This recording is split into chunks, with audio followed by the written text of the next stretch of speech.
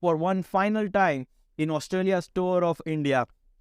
Welcome back to the Cricket Corner podcast, where we review the third and final one-day international played between the two countries at the M.A. Chidambaram Stadium in Chennai. Kudos to Australian bowlers who kept India in a check and helped them clinch the series 2-1. Australia have come back from the disappointment in the first one-dayer in Mumbai to win the remaining two matches to come away with the series win. They can thank their two spinners, Adam Zampa and Ashton Agar, for their brilliant performance with the ball. Zampa picking up 4 wickets, Agar with 2, as they secured a 21-run win here at Chepauk. It was Australia who won the toss and elected to bat first, and they put on 269 on the board. And thanks to contributions from almost everyone up and down the batting order, starting with the openers, and then middle order chipping away with some crucial runs, and so did the lower order for a change. Once again, Travis Head and Mitchell Marsh giving them an excellent platform to begin with, putting up a 68-run partnership for the opening wicket. Travis Head scoring 33 of 31 deliveries, 4 fours and 2 sixes in his innings, and once again, Mitchell Marsh, who's been excellent throughout this series, once again held the contribution with for him 47 of 47 deliveries, 8 fours and 1 6 in his innings. And then it was a cameos here and there from the rest of the batting unit, apart from Steve Smith, who was dismissed for a knot. But apart from the skipper himself, there was contributions from everyone. The likes of David Warner coming back into the one-day side, playing in the middle order. He made 23. Marnus Labuschagne made 28. Alex Carey with 38. Marcus Stoinis 25. Sean Abbott with a vital 26. Ashton Agar 17. Mitchell Starc 10. And Adam Zampa remaining not out on 10. So you can see that apart from Steve Smith, everyone had some or the other contribution with the bat, and that is what has really guided Australia to this 269. If you would have noticed, there's not a single score above 50 for the Australians, but still they managed to put on a respectable 269 on the board, and that was mainly down to these contributions from everyone, each and every one. These couple of 20s and 30s really helped the scoring rate and having some sort of partnerships here and there to, not allowing the Indian bowlers to have the momentum, because sometimes what Australia have been guilty for is they lose wickets in a bulk. One wicket falls down, there's another wicket and a wicket after that in a very short space of time, which gives the Indian bowlers some momentum to get over the top and get the ascendancy in the match. But this time there was contributions all over the batting card, and that disrupted India's momentum and helped Australia crawl over the line to 269. There were some very healthy partnerships from the likes of Travis Head and Mitchell Marsh. Always they put on a great opening stand, as they have this entire series, 68 for them. Then there was a 40-run stand between David Warner and Marnus Labuschagne. Then a 58-run stand between Alex Carey and Marcus Stoinis, and a very crucial 42-run stand between Sean Abbott and Ashton Agar towards the lower end, which saw Australia put on a respectable total. But once again, the pitch was not the ideal batting pitch we have seen in India in the past, and there was always something or the other for the bowlers. It was quite evident by how Kuldeep Yadav bowled 3 for 56 for him, and 3 for 44 for Hardik Pandya as well. 2 wickets for Akshar Patel and 2 for Mohammad Siraj. So 5 wickets being picked up by the Indian spinners, and that could have been a sign of things to come in when Australia came out to bowl as well, because Australians went ahead with 2 spinners today, both Adam Zampa and Ashton Agar playing, and they had the part-time options of Marnus Labuschagne, Steve Smith and Travis Head if they needed. But kudos to the Australians yet again. They didn't need any of their part-timers, because Zampa and Agar picked up 6 wickets between them, restricting India to just 2 148, registering a 21-run win. Well, Indians had a decent enough start, just like the Australians, and at one point it looked like, well, India might just cruise to a victory quite comfortably, because Rohit Sharma and Shubman Gill gave them a great platform to begin with. 65-run stand for India in the opening wicket, and Rohit Sharma there scoring 30 of just 17 deliveries, 2 fours and 2 sixes in that innings, and that set the platform for the likes of Virat Kohli and KL Rahul to chip away with a few runs here and there and guide India through. And at one point, it was looking like that's the exact plan and that's how things are going on.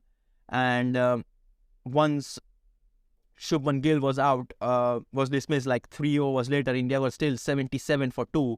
But they still had Virat Kohli and KL Rahul in the middle. And their partnership for the third wicket was 69 runs of 93 deliveries.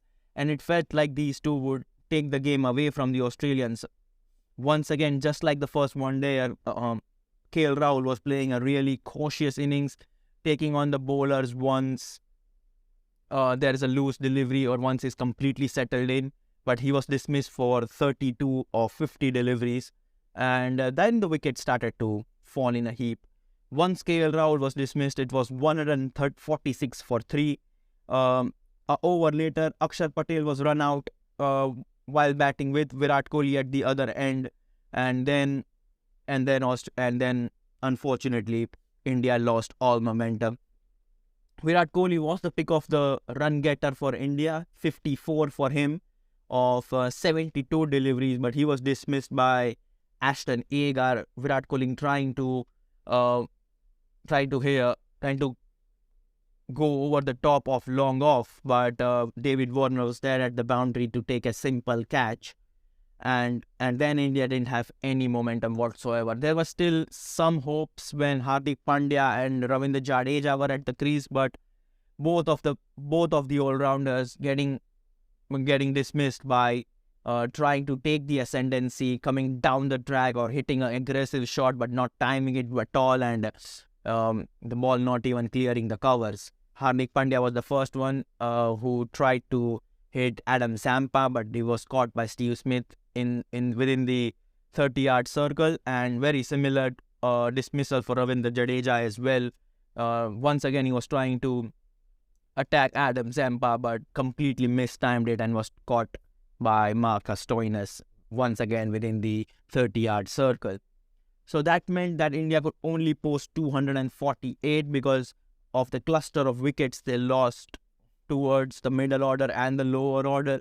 Once again, Surya Kumar Yadav, I hate to say it, but that was his third consecutive golden duck in this series. A golden duck in Mumbai, a golden duck in Visakhapatnam, and another golden duck here in Chennai. Well, I don't understand how something of this magnitude can happen to a person and a player like Surya Kumar Yadav.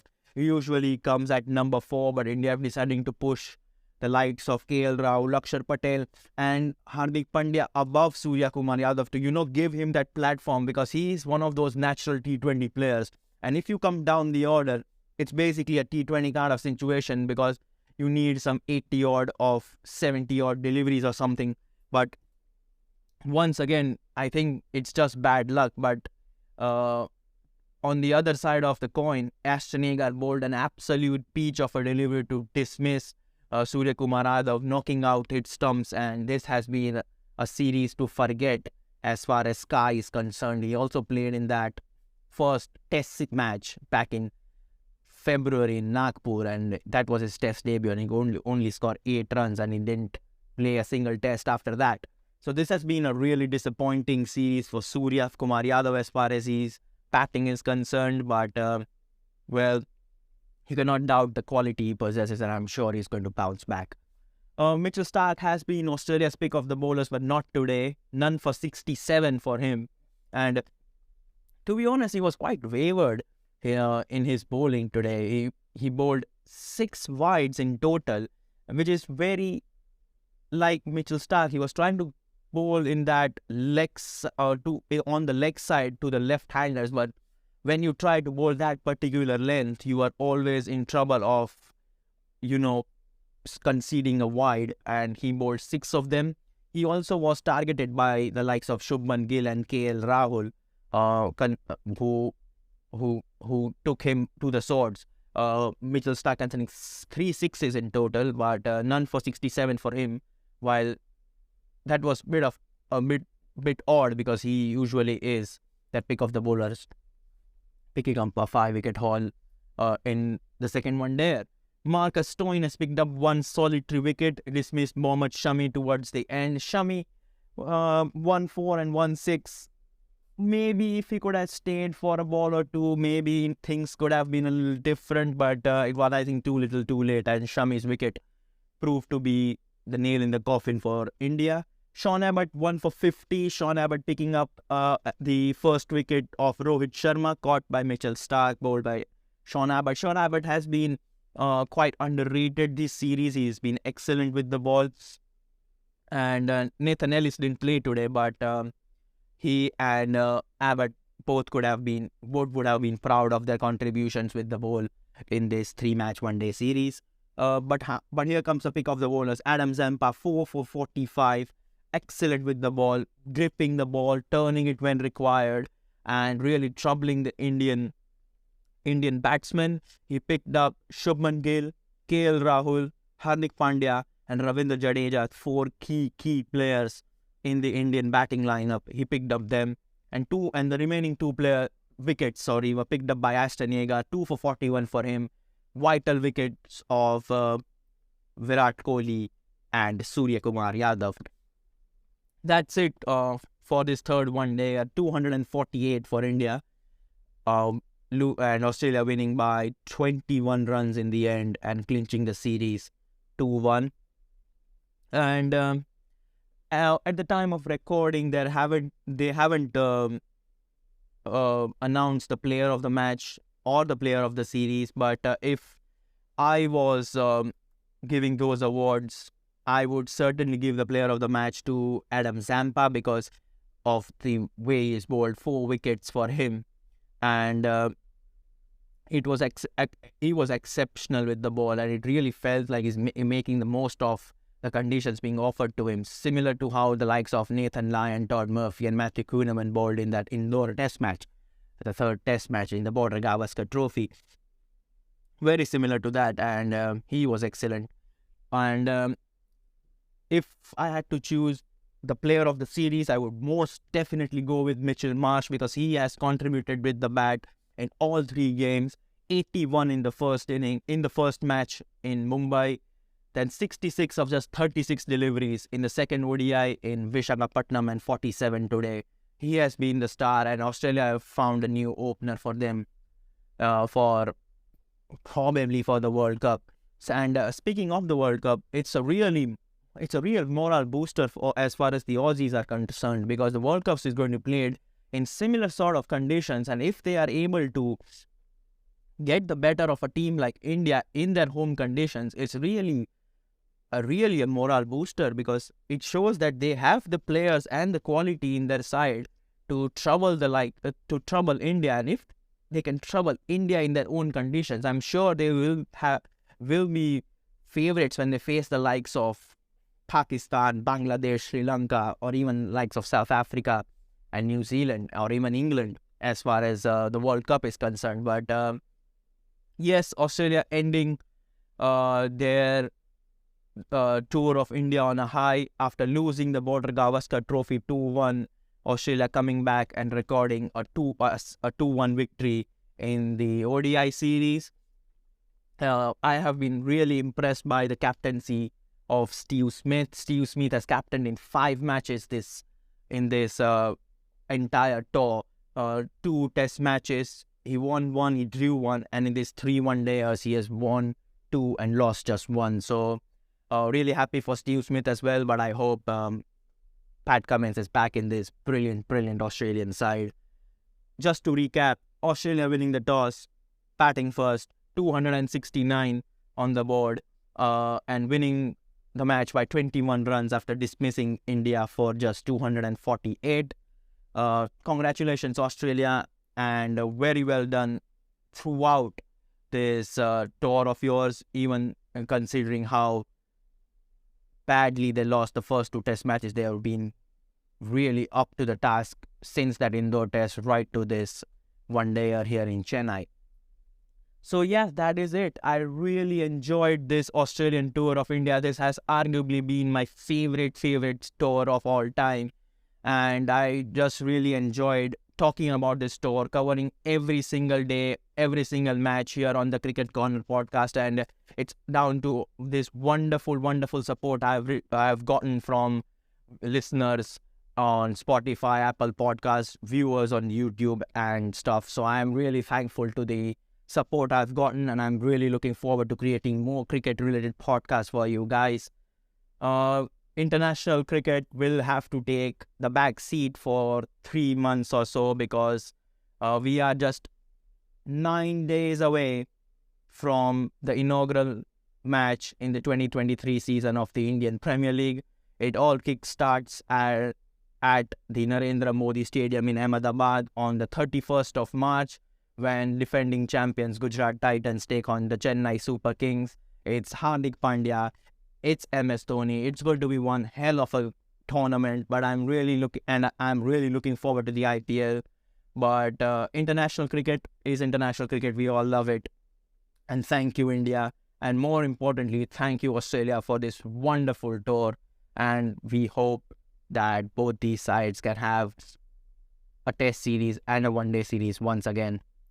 Thanks for tuning in for this third one-day review between India and Australia here at the Cricket Corner podcast. If you're listening this on Spotify or Apple Podcast, then make sure you give me those tasty 5-star ratings. And if you're listening this on YouTube, make sure you are liking, sharing and subscribing, doing all those YouTube cliches.